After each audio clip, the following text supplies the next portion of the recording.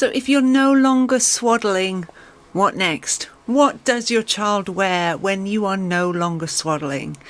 Well, in this mini masterclass, I'm going to share everything that you need to know about what is next when your baby ditches the swaddle.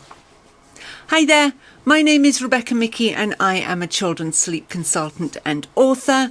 And today we are looking at what your child's going to wear once you have ditched the swaddle.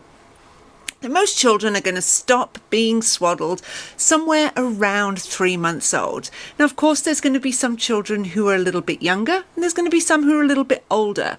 And they're going to want to stop being swaddled when they are beginning to roll, because it is not safe for them to roll whilst they're swaddled. If you're looking for ways to make this transition as easy as possible, you're going to want to check out my video on stopping the swaddle. You're going to find the link here. This is going to give you all the information you need on making this transition as easy as possible for both you and your baby. But if you've already got all of that figured out and you're trying to figure out what it is that we're going to wear next to sleep, then hang around. Well, of course, you don't need to have your baby wear anything special for sleep. Obviously, they're going to be wearing some pajamas and they're maybe going to be wearing a onesie underneath, but they don't have to have anything special to wear whilst they're sleeping. You can just dress them accordingly to whatever the temperature is in your room. The cooler the bedroom, the more layers then that they will wear. Lots of families do like to continue to have something for their child to wear whilst they're sleeping.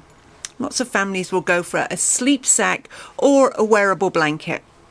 The reason that families like these is because of the safety issue here. It doesn't matter how much your child is wiggling around, they are not going to be getting under those covers because they're wearing them. These sleep sacks come in all sorts of different fabrics as well. They can have some thicker fabrics and some thinner fabrics. So again, it depends on the temperature of your bedroom as to what sleep sack you are going to use. Sleep sacks come in lots of different fabrics. They can have some padding in there and some not. You can get some which are just very thin muslin and some which are thicker. And obviously it depends on the temperature of your child's room and the season as to what you are going to dress them in. Now please check the label on your child's sleep sack or the website of the company. They will be able to help you determine what temperature the room should be for that sleep sack and as well what it is that they should be wearing underneath. A room thermometer can really help you with this. You know exactly what temperature the room is. Remembering that often the temperature in a bedroom will drop during the night time. You may want to take that into consideration when you're looking at what it is that your child should be wearing. Another reason why families love sleep sacks is that it is a great cue for sleep. Much like getting into the swaddle is a great cue for sleep. Your child knows once they get into the swaddle that sleep is going to be coming. It is also then a great cue getting into the sleep sack. So your child knows that sleep is coming, and this of course can make sleep a little bit easier if your child's brain knows that they are going to be going to sleep. Lots of families will like to use a sleep sack just as this cue. You can use this for both nap time and for night time. Lots of times families will just put the sleep sack over whatever their child is wearing for the day, for the naps, and then at night time we'll put a sleep sack on over pajamas.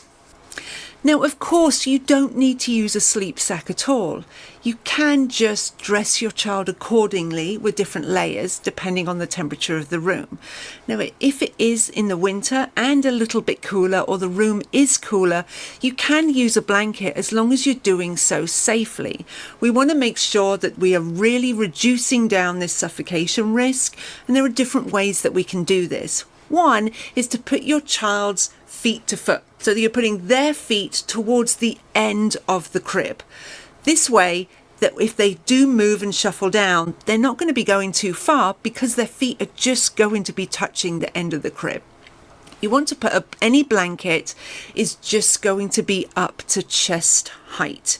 You are not going to be having it right up to their chin. Chest height is completely fine. And you want this blanket to be tucked in all the way around. So you're doing that at the bottom and along the sides of the mattress, so that we're not having any loose blankets or fabrics in there, which can end up being a suffocation risk. Obviously, we don't want to be having any pillows or anything like that in the bed. A blanket is fine as long as you're using it safely. What does your child wear to sleep now that they're no longer swaddled? Let me know in the comments.